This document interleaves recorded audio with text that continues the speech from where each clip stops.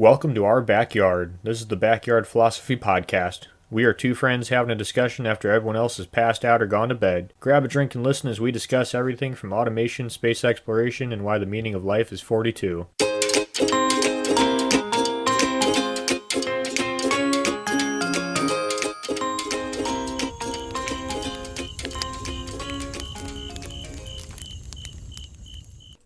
We are talking about the tragedy of the commons in this philosophy episode today, but don't worry, this isn't some bullshit intellectual conversation. We're going to talk about something us common people can wrap our heads around.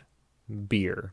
Specifically, a 30 rack of stones, a bushel, a case, if you will. William Forster Lloyd was the first to write about the tragedy of the commons. Later, an American, Garrett Hardin, wrote about the tragedy of the commons and made it more famous. It's a theory that describes that humans will take resources in their own self-interest, even if it is detrimental to other members of the community. I learned this theory in relation to grazing cattle with multiple landowners, but I figured that'd be easier to talk about in a situation most people have had. Most people aren't ranchers. Our resource will be a 30 rack of beer. Now, I lived with a bunch of guys in my fraternity, so I know a thing or two about how beer leaves your possession. I walk into my room with a 30 rack of Coors Light, and immediately my three roommates ask if they can have some. Even if I do not like it, that 30 rack has become common. Pretty much anyone has a right to it, because these guys are my best friends, and we share everything. We are civilized people, so we work out agreements to share the beer. The most common is each of you guys give me $5, then we split the beer evenly and have an even input. We don't all drink beer at the same speed. So what happens when one friend drinks more than the 7 to 8 beers? That would be the equal split. Maybe one person drinks more than their fair share. In this situation, we're all friends, and it will even out on the next one. Now let's complicate things. What happens when you're having a party? You and your friends split the case of beer. But, to be realistic, the multiple cases of beer. And in an ideal world, everyone's guests would drink somewhat even amount or bring their own alcohol. But we all have those friends who never buy their own alcohol. Cow. Looking at you, Casey. Sometimes they can't afford it, and that's fine. That's what friends are for. But there's other friends who just never buy their alcohol. They continually drink their friends' alcohol. This is a tragedy of the common situation. What happened is one member of the community takes advantage of the commons for their own gain. They figured that, well, the beer's there and I want some, so I'm going to drink it. Even if they didn't pay for it, they're just going to take that beer. Before you know it, all the beer is gone, and you're sitting around half drunk and figuring out where the beer went. The lesson is when goods are common and available for everyone, even if it is easier to chip in and for everyone to share, there's always someone who will take more than their fair share. Ways to work around the tragedy of the commons is private property ownership. You give me the money for my beer, and I give you those beer. I buy the case of beer, you give me $5, I give you 7 beers, and you put it in your fridge. No one can touch it, no one can take it, that's yours. Seems pretty fair to me. Another is a collective agreement. In this case, we would say, if you contribute X amount of money, you get X amount of beer. And if you give beer away to a guest, it comes out of your beer count. And everyone abides by that agreement. You don't take more than you put in. Also sounds pretty fair to me. This is the next one. We have a governing body, an impartial friend who doles out the beer. Nope. I'm out. Yeah. Obviously, we do not want to create such a headache to figure out whose beer is whose. But now, let's apply this to other commons we know. Like I said, a common, I didn't really touch on it too much, but a common is an area that it's not owned by anyone. So like I said, I bought that beer, but I knew full well that as soon as I put that beer down in that room, anyone who saw that case of beer was going to grab it. So learned about this for grazing cattle. Imagine you have 5 landowners, or 5 ranchers. Each of them have 5 cows. The land can only support 20 cows. So there's 5 guys with 5 cows. There's 25 cows, and 25 acres can be supported. So what are they going to do? Well, you could have someone move somewhere else. But realistically, if it's common land, everyone's going to graze their cows there, so the resources are going to be depleted faster. There's other common areas in our world. Think about overfishing. There's a finite amount of fish in the ocean. Each country can take a certain amount of fish, but if countries go over that limit of fish, then it's going to run out. Or climate change. Say one country stops emissions. Well, what happens when the other couple hundred countries continue producing emissions? These are all shared resources that we all have a hand in. We all affect these. Let's bring it more local. Think about your street. How many times you walk down your street and you see someone threw trash out? That's a tragedy of the common situation. One person is taking advantage of a common area, a common resource for their own benefit. You have any other commons that you can think of, Mike? Well, when it came to grade school, first one comes to my mind is art supplies. Everyone shares the colored pencils and papers, scissors, glitter, glue, etc.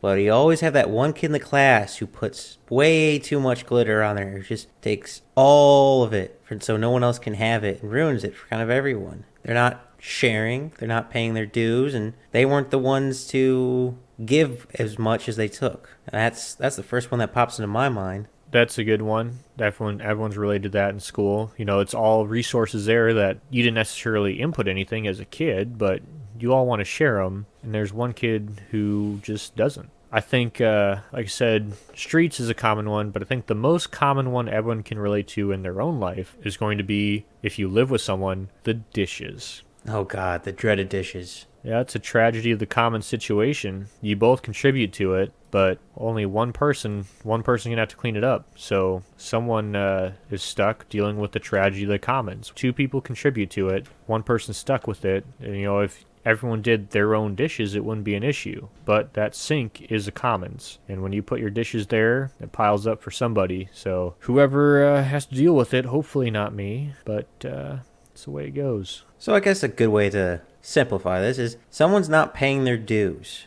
We all know a person like this where they cut corners, they want other people to cover them. They're not contributing to the group or not doing their fair share. And it negatively affects the group. Everything has been shown, everything from movies, books, to the real world. I think a movie that comes to my mind is, can't quite remember it, but pretty much they're trapped in the desert trying to rebuild a plane, and one person is drinking more water than the rest. It's not quite fair. They're not putting in more work, they're not doing etc., and it makes it harder for everyone else. It's not using a resource smartly. And us humans, Nick, we're really good at using resources smartly. Exactly. And this is something that we've touched on, or at least I brought up pretty much every episode. So I figure we should do a whole episode on it, just get people versed in it. And it's like Mike said, it's just one person being that guy. Someone took a dump in the punch bowl and they ruined it for everyone. I am curious, Nick, how have you encountered a person who says doing this, and what steps have you done or things that you found worked or not worked to confront the person causing this problem for the group? So the first thing that comes to mind, I work out in the woods, and some people think that the woods is where they dump their trash. It's not, people, for those listening, it's not. Yes, it is definitely not. And so you can go through their trash, you get an address. And the first thing I want to do is dump that trash back on their property. But you cannot, because that is illegal, and then we could be fined for that. However, the next thing, like if I see someone actively breaking that, it really depends on the situation. So if I see one of my friends grabbing more beer than normal, whatever, I'm not going to say anything. This is like a cattle grazing situation where you all have a shared resource, then the best way is everyone's got to come together and figure it out. So like for us, or for me, I guess, when we're dealing with calling in smoke for burning, and I'll say like, hey, this unit that we're burning, so a little bit of background.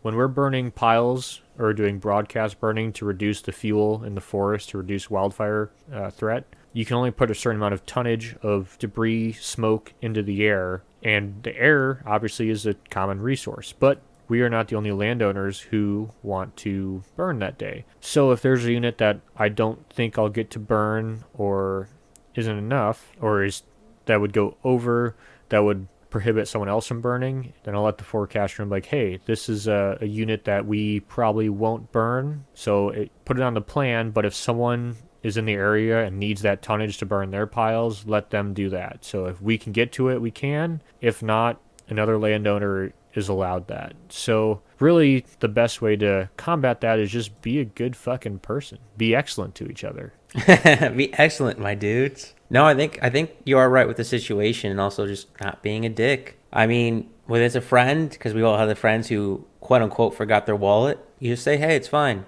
You'll get it next time. And most of the time, they get it next time. You don't have to share everything equally right up front. It could be a longer time span. But I think it's important to make sure that that's not a common thing that's happening over and over again. Because that then becomes a habit. But for me, it's been simply communications. Like, hey, step it up. You're not doing your work. Or sometimes I'll turn it into a competition, like chopping wood. I'll be like, oh, look at my pile. It's so much bigger than your teeny little pile. And kind of use some reverse psychology and trick them to doing more of their part.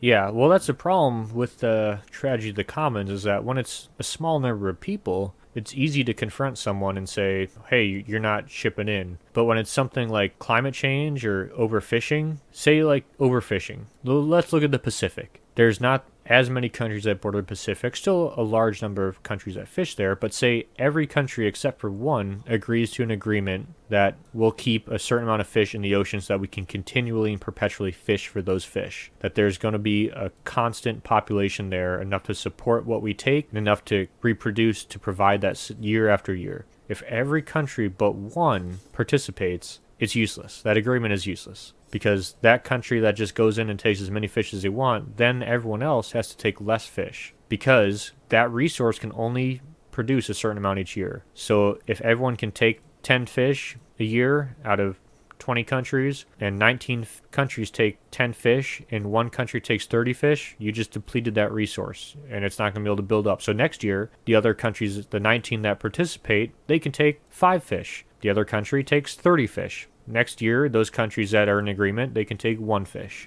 Unless everyone is on the same program, it's completely useless. And that's the tragedy of the commons, is it only takes one person to ruin the commons. And it's such a tragedy that this happens to people, Nick. You know what else is a tragedy, Mike? What's that? Puns. Puns are a tragedy. Oh no, puns are for everyone. Puns are to be shared at length and as much as you can. That's not true. So the lessons here is 1, be excellent to each other. 2, share your beer with your friends. 3, don't be a dick. Don't be a dick. You'll start to see tragedy of the common situations everywhere. And now you know there's an actual word for it. So you can impress all your friends.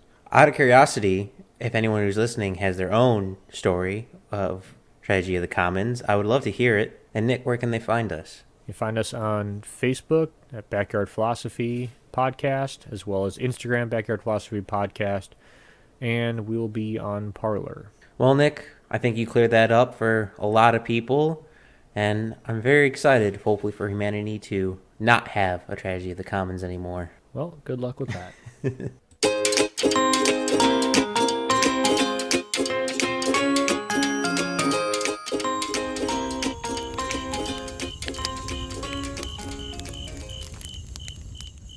Thanks for listening to the Backyard Philosophy Podcast. We rarely finish a podcast without missing a point we wanted to bring up, so let us know what we forgot. And if you have a topic you want us to talk about, let us know at Backyard Philosophy on Instagram and Backyard Philosophy Podcast on Facebook.